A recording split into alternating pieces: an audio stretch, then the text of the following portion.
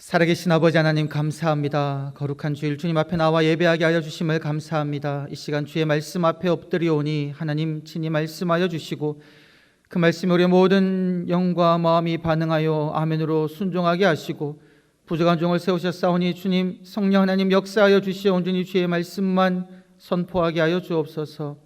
감사드렸고 구주 예수님의 이름으로 기도드리옵나이다. 아멘. 할렐루야.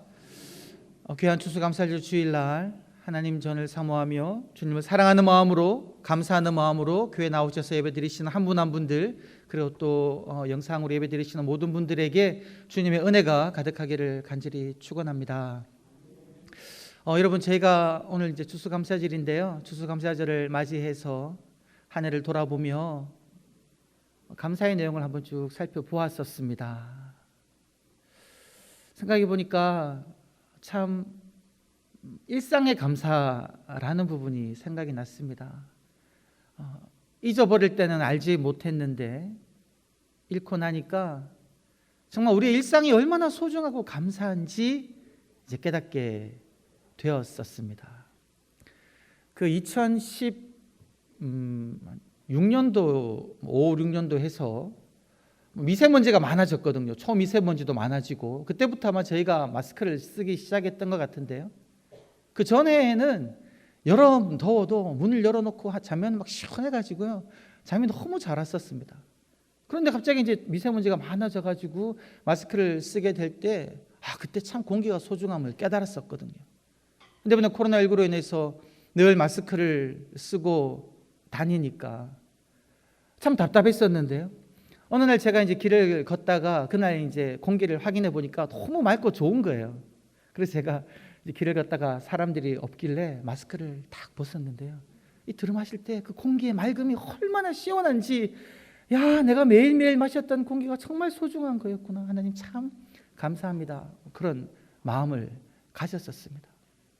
제가 작년 추수감사절 때는 우리 모든 성도님들이 이곳에 많이 모이셔가지고요, 마스크 없이 우리가 함께 한 해를 돌아보는 찬양도 같이 부르고, 또 이제 말씀 시간에 시편 136편을 주거니 받거니 하면서 여호와의 선하심과 인자하심이 영원하미로다 막 함께 외쳤었거든요. 근데 지금은 올해는 그걸 하고 싶어도 이제 마스크를 쓰시니까 아무래도 답답하셔가지고 하지 못하니까, 그때 우리가 자유롭게 예배드렸던 그 순간이 얼마나 소중하고 감사했는지 참 다시 한번 느끼게 되더라고요. 그리고 요즘에 제가 그 수요일 날 말씀하면서 전도서를 함께 나누었었는데요, 그리고 새벽에도 전도서 말씀 나누면서 그때 제가 정말 또 깨달았던 게 무엇이냐면, 내 사랑하는 가족과 함께 식사하며 이야기하는 것, 그 일상 참 감사하고 너무 소중하다. 그리고 제 같은 경우에는 저의 일상이 이제 뭐 새벽에 말씀 전하고 주일날 수요일날 매일 말씀 전하는 게 저의 일상이거든요. 이 일상도 너무 감사한 겁니다. 주일마다 새벽마다 이 단 위에 서서 제가 뭐라고요, 말씀을 증거하는 것 얼마나 감사한지, 그러한 감사의 고백을 하나님께 드렸습니다. 그리고 또 생각해 보니까 제가 여러 가지 어려움이 있지만 어려움 속에서도 이 감사의 고백이 나오더라고요. 제가 이제 코로나 처음 시작해서 그때 2월 달인가요?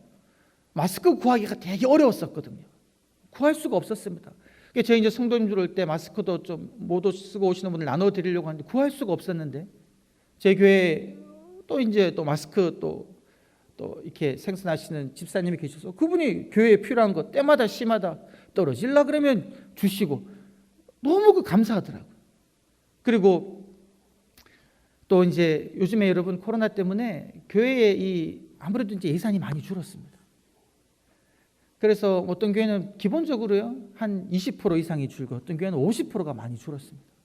그리고 심지어 이제 개척교회 같은 경우에는 교회를 더 이상 할 수 없는 그런 지경에 이르기도 하는 교회들이 많이 있거든요. 근데 이 어려움 중에도 감사한 것은 저희 교회는요, 우리 성도님들이 제가 소리가 좀 커서 그런지 우리 새로운 아기가 우네요. 이것도 감사한 겁니다. 이 교회 예배당 안에 이 아기 울음소리가 울려 퍼지는 거 너무 소중하지 않습니까? 할렐루야. 네, 무슨 얘기했었죠?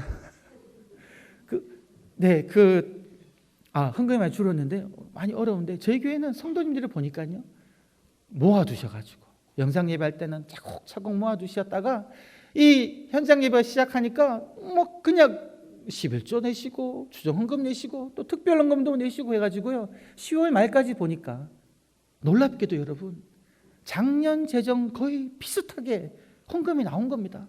이런 것들이 어려움 속에서도 우리가 하나님께 고백할 수 있는 감사의 고백이다라는 거죠. 여러분이 현장에 나오시기 전에 영상으로도 예배를 많이 들으셨지 않습니까? 여러분 댁에서 예배 들으시니까 그냥 저희가 영상 찍어서 송출 쉬우게 하시는 줄 아시죠? 근데 이제 처음에 영상을 하려 그럴 때 방송실에 보니까 저희가 기자재가 없는 겁니다. 필요한 보드가 필요한데 그 보드가 없는 거예요. 당장 다음 주에 송출을 해야 되는데 준비가 안 되는데 저에게 어떤 집사님이 본인이 가지고 있는 것 그냥 교회에 기증하셔가지고 그래서 그것 때문에 보드로 좀 비싼 겁니다. 그걸로 이제 영상 예배를 막힘없이 새벽도 수요일도 주일도 할 수 있는 것 그것 또한 감사하더라고요. 그러니까 뭐냐? 일상도 감사하고요. 어려움 속에서도 돌이켜보고 하나하나 생각해 보니까 하나님께 감사할 제목들이 있다라는 거죠. 우리 사랑하는 성도 여러분, 추수감사절을 맞이하여 정말 감사가 넘치는 그러한 은혜가 이 시간 가득하기를 소망합니다. 오늘 말씀을 보니까요 그렇게 시작합니다. 그리스도의 말씀이 너희 속에 풍성히 거하여 쭉 보게 되면 17절에 또 모든 일에 말에나 일에나 무엇을 하든지 그리스도 예수의 이름으로 하고 그를 힘입어 즉 그리스도를 힘입어 아버지께 감사하라 이런 말이 있는데요. 여러분 우리 속을 무엇으로 풍성하게 채우라고 이야기하고 있습니까? 바로 그리스도의 말씀이다라는 겁니다. 여기 지금 거하여라는 말은 여러분 원문을 보게 되면 명령형입니다. 서술형이 아니에요. 우리에게 명령하는 겁니다. 너희 속을 하나님의 말씀 그리스도의 말씀으로 충분하게 풍성하게 채우라 거하게 하라 명령이죠. 말씀 우리 가운데 거할 때에 우리가 예수 그리스도를 힘입어 하나님께 감사할 수 있다라는 그런 말씀입니다. 우리 성도님들 어떠합니까? 우리 성도님들 마음을 한번 보시면 지금 마음속에 또 우리 성도님들 생각 속에 무엇으로 가득 차 있습니까? 그리스도의 말씀으로 가득 차 있습니까? 그럼 너무 좋은 거예요. 그런데 여러분 우리가 살아갈 때 보게 되면 지금 내 마음속에 내 생각 속에 무엇이 차 있을 수 있냐면요 나의 일상이 차 있을 수 있습니다. 나의 삶 속에 겪게 된 여러 가지 어려움들이 내 머리와 내 마음을 지배할 수 있습니다. 그게 당연한 겁니다. 지금 코로나19로 인해서 우리 아마 대부분의 한국 사람들 특히 또 모든 지구인들이 우리의 마음을 무엇으로 채우고 있습니까? 이 코로나19를 생각하는 거죠. 제가 어제 뉴스를 잠깐 보니까 지금 유럽이랑 미국은 지금 심각합니다. 계속 확진자가 막 느는 거죠. 그리고 제가 뉴스 그 제목만 보니까요 어떤 나라에서 병원에는 병원 화장실에서 그냥 사람이 죽어 있는데 그걸 그냥 방치하고 있는 거죠. 그런 뉴스 제목을 보았습니다. 저희 나라도 이제 7일부터 1단계로 이제 하향 조절하게 되면서 계속 뉴스를 보니까 어떻습니까, 여러분?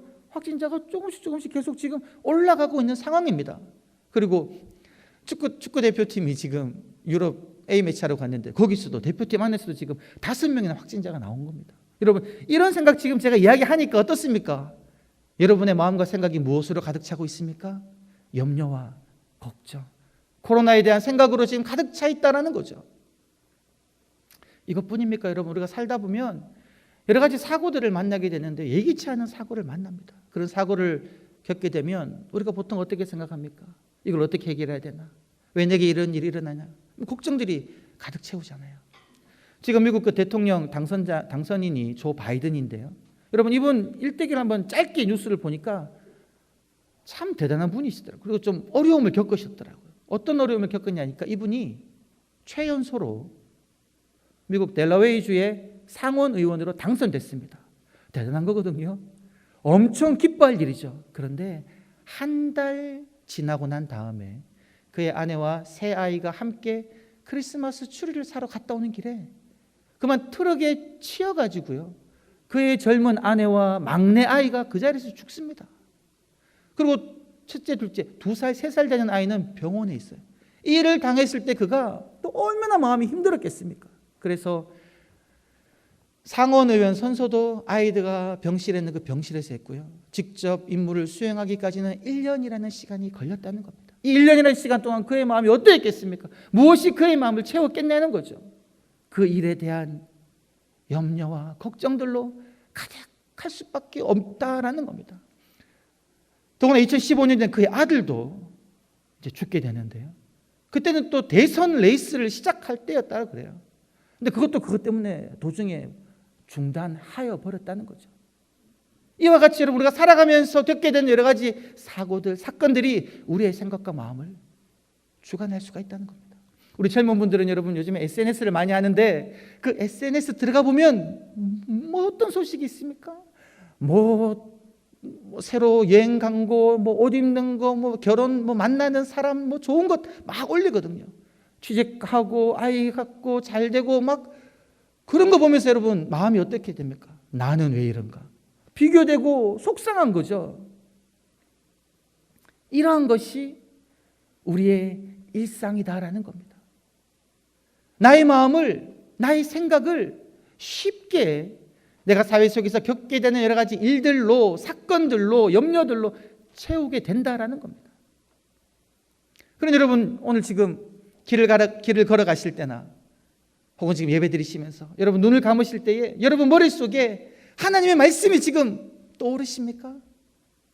잠을 잘 때, 누웠을 때, 하루 일과를 돌아볼 때에 나와 함께 하셨던 예수 그리스도의 그 사랑의 말씀이 여러분 속에, 나의 속에 떠오르느냐라는 겁니다. 교회 통계표를 보면 여러분 약 적으면 70%, 많으면 80% 정도 되는 성도님들이요, 여러분 일주일에 한 번 주일날 교회 와서 예배드리고 가는 성도님들이 그 정도 비율이라고 그럽니다. 그런데 여러분 일주일에 한 번 교회 나와서 이 시간 예배 말씀 듣고 그 말씀 힘입어 내가 살아가야겠다고 하지만 일주일 동안 말씀 한번 보지 않으면 어떻습니까 여러분? 결코 말씀이 우리의 삶을 주관하지를 못한다는 겁니다. 너무나 안타깝게는 여러분 사실은 사탄이 누구를 제일 좋아할 것 같으냐? 어쩌면요 여러분 일주일에 한 번만 교회 와서 말씀 들으면서 나는 신앙인이다 라고 생각하는 사람이 정말이지 사탄이 제일 좋아하는 사람일 수 있습니다. 왜냐하면요 그 사람들은 스스로를 기독교인이라고 생각하지만 주님의 생각대로 살아가는 사람이 아니라 세상의 가치와 자기 생각대로 살아가기 때문에 그 사람을 이용하면요 여러분 교회에 분란을 일으키기가 너무나 쉽습니다. 사회 속에서 그리스도의 향기를 가리게 하기가 너무나 쉽다라는 겁니다. 그래서 여러분 저는 정말 오늘 말씀 준비하면서 하나님께 주시는 마음은 뭐냐? 적어도 우리 성도라면 정말 적어도 주일 예배뿐만이 아니라 매일 하나님 말씀을 읽고 하나님 말씀을 묵상하며 이 말씀이 나에게 무엇이라고 명령하시는지 가르쳐 주시는지 그 소리를 듣고 그 말씀대로 살아가려고 노력하는 삶, 그 노력이 여러분 모든 기독교인이라면 필요하다라는 겁니다. 그래서 저희 교회가 올해 말씀으로 든든히 서가는 교회라는 표를 걸고 1년을 살아가면서 어떤 걸 하고 있습니까? 고고고 말씀 매일 읽기 훈련, 클릭 말씀과 기도를 여는 하루, 그래서 새벽 말씀 듣고 그리고 날마다 자라나는 나라고 하면서 말씀 필사하기도 하고 한 절 말씀 외치며 묵상하기도 하고요, 감사의 고백을 하기도 하고, 그리고 제가 말씀 나누는 삶으로 성경 묵상 훈련도 했거든요. 그리고 수요일마다 우리가 말씀을 공부하지 않습니까? 이런 여러 가지 하나님의 말씀을 듣고 묵상할 수 있는 그 자리, 그 프로그램에 우리 성도님들이 적극적으로 참여하셔야 된다는 겁니다. 거기 참여하시면서 말씀으로 나의 마음을 가득 채워야 된다라는 것이 오늘 말씀에서 하나님께서 우리들에게 하시는 명령이다라는 겁니다. 이러한 은혜가 저와 여러분들 가운데 있기를 간절히 축원합니다. 우리의 마음과 우리의 생각이 내가 겪는 일상으로 충만하는 것이 아니라 예수 그리스도의 말씀으로 가득하기를 간절히 소망합니다. 여러분, 그러면 우리 마음이 하나님의 말씀으로 가득 차면, 예수 그리스도의 마음으로 가득 차면 어떠한 일이 일어나겠습니까? 여러 가지 많은 일들이 일어나는데요, 저는 오늘 세 가지를 말씀드리고자 합니다. 첫 번째는 하나님의 말씀이 우리 마음에 가득하게 되면 여러분 죄를 깨닫고 통회하게 됩니다. 여러분 기독교인이라고요 다 죄를 깨닫는 게 아니고요, 상식이 높은 사람이라고 해서 다 죄를 깨닫고 잘못했다라고 통회하는 것이 아닙니다.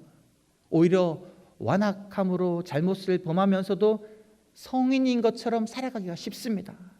하나님의 말씀이 없다면요. 이스라엘 왕 중에 여호야김이라는 왕이 있었는데요, 이 왕은 당시 나라가 멸망으로 치닫는 상황이 있었습니다. 그의 형제 여호아하스는 먼저 왕이 되었었는데 애굽 왕 바로가 다시 잡아가지고요 폐위시키고 자기를 왕으로 세웠습니다. 근데 자기도 애굽의 왕의 힘으로 왕이 되었지만 저 북쪽에 바벨론의 힘이 너무 세가지고요 바벨론을 섬길 수밖에 없었어요. 왕으로서 나라가 그런 위기에 놓여 있다면 이 왕은 어떻게 생각하겠습니까?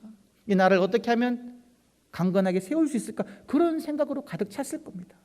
그럼에도 불구하고 여호야김은요 하나님을 섬기지 않는 왕이었습니다. 우상을 섬기며 자기 마음대로 악을 행하며 나라를 다스리는 왕이었는데요, 그 왕이 통치 한 4년쯤 되었을 때에 하나님께서 예레미야 예언자를 통하여 그 왕에게 그렇게 말씀하십니다. 너가 죄에서 돌이키라. 그럼 내가 이 나라를 회복하리라 라는 그 말씀을 이야기하는데 어떠한 방식으로 했냐면, 나라가 위기에 놓여 있으니까 아마 왕이 금식을 선포했나 봐요.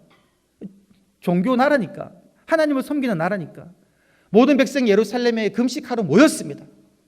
금식하러 모인 그 자리에서 예레미야가 그의 시종 바룩을 시켜서 하나님의 말씀이 기록되어 있는 그 말씀을 낭독하는데요, 그 말씀을 듣고는 서기관이 마음이 찔려가지고 그 두루마리를 왕 앞에 가지고 가서 왕 앞에서 읽게 합니다. 근데 그 회개하라는 그 말씀, 멸망이 선포된 말씀, 네가 돌이키면 내가 회복하겠다라는 그 말씀을 여호야김 왕이 들었는데요, 하나님의 말씀이 없는 그 여호야김 왕은 회개를 안 한 겁니다. 죄를 깨닫지 못하고 통해 자복하지 않은 거죠. 어떻게 했냐면요, 서기관이 말씀을 읽으면 두루마리가 펼쳐지거든요. 그걸 그냥 칼로 잘라가지고 불에 던지고, 읽으면 잘라가지고 불에 던지고, 또 읽으면 잘라가지고 불에 던진 겁니다. 회개하라, 회개하라, 회개하라 다 안 듣고 불에 던진 겁니다. 이것이 여러분 하나님의 백성 이스라엘을 다스리는 왕이었음에도 불구하고 말씀이 그 속에 있지 않으니까 회개하지 않는 자의 모습이다라는 거죠. 반면 여러분 우리는 또 베드로의 이야기를 듣지 않습니까? 베드로가 예수님의 수제자였는데 그는 예수님을 결코 배반할 사람이 아니었는데요, 예수님이 그에게 그러는 거죠. 네가 나를 배반할 것이다. 베드로는 극구 부인합니다. 그런데 어떠했습니까? 예수님 말씀대로 베드로는 예수님은 모른다고 화를 내면서까지 듣지도 못했다고 3번씩이나 부인하잖아요. 그때 베드로가 그 속에 어떠한 일이 일어났냐면요, 내가 예수를 3번 모른다고 부인하는 그 죄를 범했을 때에 그에게 생각난 것은 무엇이냐면, 네가 닭 울기 전에 나를 모른다고 부인하리라 라고 말씀하신 주님의 말씀이 그에게 생각난 겁니다. 말씀이 생각나니까 그가 통회한 거죠. 나가서 통곡했다라고 나옵니다. 그리고 여러분 베드로는요 통곡하면서 자기가 너무나 못나고 너무나 주님 보기 죄송하니까 이제 나는 주님 따를 수 없다라고 얘기해가지고 고향으로 돌아가 버리잖아요. 뭐 다시금 주님께 쓰임 받겠다 그런 생각을 못하는 겁니다. 왜요? 정말 자신의 죄를 통회하니까. 그러한 베드로를 주님이 부르셨거든요. 여러분 우리가 어떤 죄를 저지르고 내가 그걸로 인하여 통곡하고 회개하고 있다면 그것 여러분 감사할 제목인 줄 믿습니다. 여러분 중에 누구를 미워하지 않는 사람 있나요? 아마 이 세상에 사는 모든 사람들은 거의 적어도 한 명은 미워하는 사람이 있을 겁니다. 뭐 함께 사는 가족 중에도 있을 수가 있지요. 일반 사람은 누구를 미워해도 그냥 그렇게 살아갑니다. 그런데 여러분 우리가 하나님의 말씀을 읽어보면요 이 말씀 속에는 너무나도 계속 반복해서 이야기하는 겁니다. 형제를 향하여 나가라 하고 분을 내고 노함 있는 지옥불에 던져진다 그러죠. 요한일서 말씀 읽으니까 하나님을 사랑한다라고 말하며 형제를 미워하는 자는 하나님의 사랑이 그 속에 있지 않다라고 이야기하죠. 형제를 미워하는 자는 거짓말하는 자라 그러죠. 어둠 속에 있어서 어둠이 그 눈을 가려서 갈 바를 알지 못한다 그러지요. 심지어는 형제를 미워하는 자는 살인하는 자다라는 이런 말씀이 막 끊임없이 나에게 들려오니까 그 말씀이 우리 가슴 속에 들어올 때 어느 순간 내가 나의 아내에게, 나의 자녀에게, 나의 부모에게 했던 그 미움의 말이나 미움의 행동들이 통곡으로 회개하게 된다라는 겁니다. 여러분, 이것이 말씀의 은혜이고요. 이것이 우리가 하나님께 감사할 수 있는 첫 번째 제목이다라는 겁니다. 죄를 지었음에도 불구하고 그 죄를 가지고 하나님께 나아가 회개할 수 있다는 그 감사의 제목이라는 거죠. 두 번째, 여러분, 말씀이 우리 속에 들어오면 어떤 역사가 일어나냐면요, 회복을 소망하게 됩니다. 말씀이 우리 가운데 있으면 어떠한 절망 속에 있다 할지라도, 후회 속에 있다 할지라도 좌절하지 아니하고 회복을 소망하게 된다는 겁니다.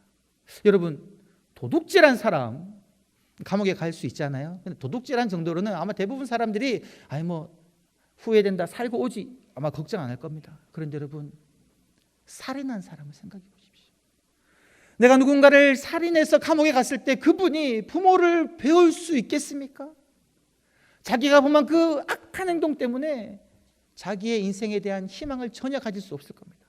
부모를 볼 수가 없는 거예요. 여러분, 제가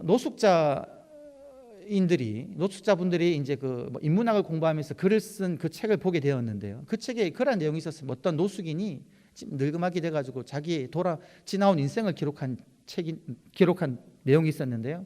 그분이 그렇게 이야기하는 겁니다. 내가 고등학교 때 중국집에서 배달하다가 싸워가지고 경찰서에 잠시 구류되었다가 나오고 난 다음에 부산으로 내려갔다가 그 부산의 형제복지원 거기 들어가게 돼가지고 2달 동안 너무 고생하고 나오게 됐고, 나왔다가 이제 다시 만화방에서 취직해서 일하는데 정말 순간의 실수로 죄를 저질러서 이제는 감옥에 가게 됐다는 겁니다. 근데 감옥에 가서는 그곳에서 너무 안 좋은 것을 많이 배우고 그것이 자기 인생의 독이 되었다는 겁니다. 감옥에서 나와가지고는요, 그때부터 시설을 전전하면서 20년 동안 지금까지 살아온 거예요. 제가 그분의 인생을 보면서 이분의 삶 속에 과연 희망이라는 것이 있었을까? 회복의 소망이 있었을까? 없었을까라는 거죠. 회복의 소망이 없었으니까 그러한 삶을 살아가는 겁니다. 반면에 동일한 끔찍한 죄를 저질러서 여러분 감옥에 있을 때에 우리 교회에서 감옥에 이제 그 선교를 가지 않습니까? 복음을 증거하시는 분들이 있지요. 그래서 감옥에 가서 성경책을 읽게 된 겁니다. 복음을 받아들이게 된 겁니다. 그러면서 그 목사님에게 묻습니다. 목사님, 이런 끔찍한 죄를 저지른 저 같은 사람도 용서받을 수 있나요? 그런데 여러분, 그분이 하나님의 말씀을 읽을 때마다 무슨 말씀을 듣습니까? 주님이 말씀하십니다. 누구든지 자기 죄를 자백하며 그는 미쁘시고 의로우사 너희 모든 죄를 깨끗이 사해 줄 것이고 모든 불에서 깨끗게 하실 것이다. 나는 나 곧 여호와니 나는 나를 위하여 네 죄를 도말하는 자니 네 죄를 기억하지 아니하리라. 말씀 속에 기록되어 있는 그 죄 사함의 말씀을 보면서 회복의 소망을 가지게 된다는 겁니다. 내가 비록 끔찍한 죄를 저질렀지만 용서받았구나라는 것을 알게 되고요. 그런 분들은 나와서 사회에 공헌하고요. 심지어 여러분, 그런 분들 중에 목사님 되신 분들도 참 많습니다. 이것이 바로 말씀이 우리에게 주는 은혜이다라는 겁니다. 하나님 말씀이 우리 가운데 가득하게 되면 우리들은 회복을 꿈꾸게 된다는 겁니다. 여러분이 지금 이 시간 여러분의 삶의 그러한 안타까운 곳으로 인하여서 절망 속에 있지 아니하고 말씀에 힘입어 회복 꿈꾸고 있다면, 죄 사함의 은총을 고백하고 있다면 그것 하나님께 감사할 제목이다라는 겁니다. 주님이 나의 죄를 사해 주신 것, 이거 감사의 제목이다라는 것이죠. 여러분, 세 번째는 무엇이냐면요, 하나님 말씀이 우리 가운데 거하게 되면 우리 마음에 믿음이 생깁니다. 믿음 중에 어떤 믿음이 있냐면요, 첫 번째는 구원에 대한 믿음이고요, 두 번째는 내 삶을 인도하시는 것에 대한 믿음이다라는 겁니다. 여러분, 시편 32편 8절 말씀에 그러한 말씀이 있는데요, 내가 내 갈 길을 가르쳐 보이고 너를 주목하여 훈계하리로다. 내가 너와 함께하여 너를 지키리로다. 네가 환난 중에 있더라도 내가 너를 보호하여 내가 너를 이끌어내리라는 그러한 인도에 관한 말씀이 너무 많이 있다라는 거죠. 우리가 잘 아는 내용 중에 그 민수기 13장 14장을 보게 되면 약속의 땅을 정탐해 나간 그 정탐꾼 이야기가 있거든요.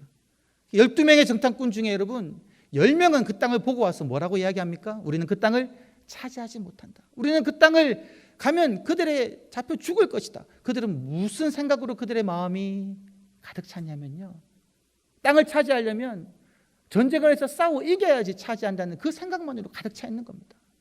하나님께서 여호수아에게 말씀하신 그 땅을 너에게 주리라는 그 말씀이 그들 속에는 없었기 때문에요, 믿음이 없었고 인도하심의 확신을 가질 수가 없었다라는 겁니다. 근데 반면에 여호수아와 칼렙은 어떻게 했습니까? 그 땅을 바라보며 하나님께서 우리와 함께 하시니, 하나님께서 우리를 인도하시니 우리는 그 땅을 차지할 수 있다라는 믿음을 가졌다는 것이죠. 그들의 마음속에 무엇이 있었습니까? 그 주님의 말씀, 내가 그 땅을 내게 주리라, 내가 너와 함께하여 내가 먼저 나아가서 그 땅을 차지하게 하리라는 그 말씀이 여호수아와 갈렙 속에 있었기 때문에 그들은 그러한 확신을 가지고 있었다라는 거죠. 여러분, 살아가면서 여러 가지 많은 어려움들을 겪지 않습니까? 많은 환난과 아픔들이 있지 않습니까? 어찌해야 될 바를 알지 못할 때가 있지 않습니까? 사망의 음침한 골짜기와 같은 곳에 내가 있는 것과 같은 느낌이 있을 때에, 그때 여러분들의 그 마음을 무엇이 주장하겠습니까? 여호와의 말씀이, 네가 사망의 음침한 골짜기를 다닐지라도 해를 두려워하지 마라, 내가 너와 함께한다. 내가 지팡이와 막대기로 너를 안위한다.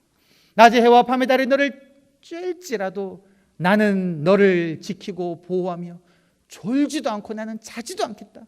모든 환난을 내가 면케하겠다. 너의 출입을 지금부터 영원토록 지키겠다라는 이 무수한 인도의 확신의 말씀이 우리의 마음을 지켜주신다라는 겁니다. 그래서 여러분, 내가 아무리 어려움이 있더라도 이러한 확신을 가지고 내가 살아가고 있다면 그것 감사의 제목인 줄 믿습니다. 이 추수감사절날 여러분, 우리 한번 생각해 보십시다. 하나님의 말씀이 나의 속에 가득히 거하여서 내가 그 많은 죄를 저질렀지만 아버지 앞에 통회할 수 있음이 감사하고, 나의 죄를 용서해 주셨다는 그 확신을 가질 수 있어서 감사하고, 나의 삶을 인도하시며 나에게 구원을 주셨다는 것으로 인해서 감사할 수 있는 그러한 은혜가 충만하시기를 간절히 소망합니다. 우리 이 시간은 여러분, 주보를 보시면 주보 안에 이런 게 있습니다. 작년에도 했었는데요, 여기 이제 속지에다가 여러분 한 해를 돌아보시면서 또 오늘 말씀을 기억하시면서 하나님께서 내게 주신 은혜가 무엇인가, 그 감사의 고백을 지금 한번 적으시면 좋겠습니다. 볼펜이 없으신 분들께서는요, 손을 들어 표해 주시면 우리 볼펜을 드리겠습니다. 아버지께서 내게 주신 그 감사, 기도하는 마음으로 생각해 보시면서 한번 적어 보시면 좋겠습니다.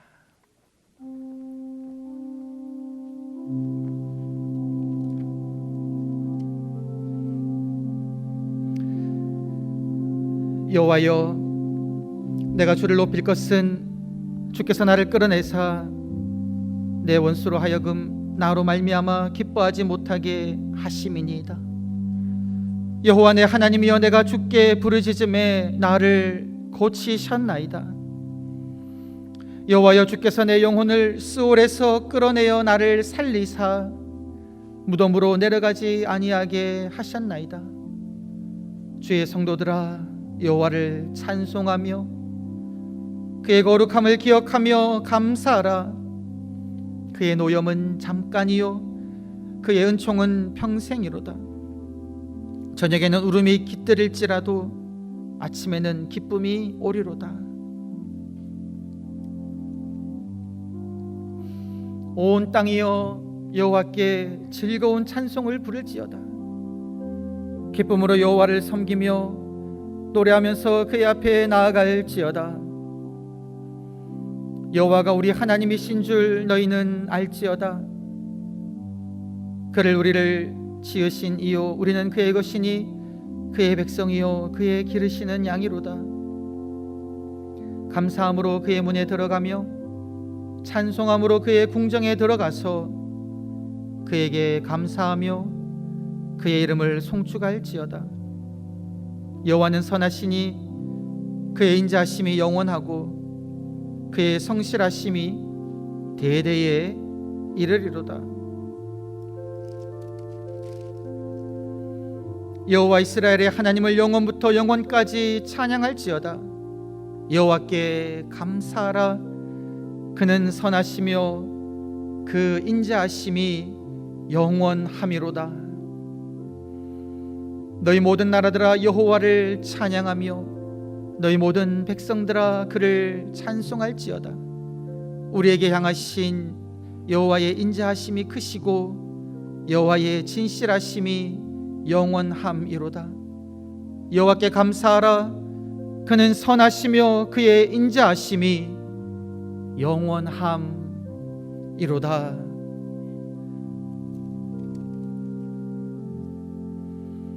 내가 전심으로 여호와께 감사하오며 주의 모든 기이한 일들을 전하리이다. 내가 주를 기뻐하고 즐거워하며 지존하신 주의 이름을 찬송하리이다. 아멘. 기도하겠습니다. 살아계신 아버지 하나님, 한 해를 돌아보며 오늘을 돌아보며 평생을 돌아보며 하나님의 은혜를 생각하며 아버지께 감사의 고백을 올려드립니다. 우리의 입술에서 늘 주님께 감사하게 하여 주시고 하나님의 놀라운 말씀이 우리의 마음속에 가득하여 날마다 나의 죄를 통회하게 하여 주시고 아버지의 회복을 소망하게 하여 주시고 인도하심을 확신하며 날마다 주님께 감사 고백하는 저희가 되게 하여 주옵소서. 감사드렸고 구주 예수님의 이름으로 기도드리옵나이다. 아멘.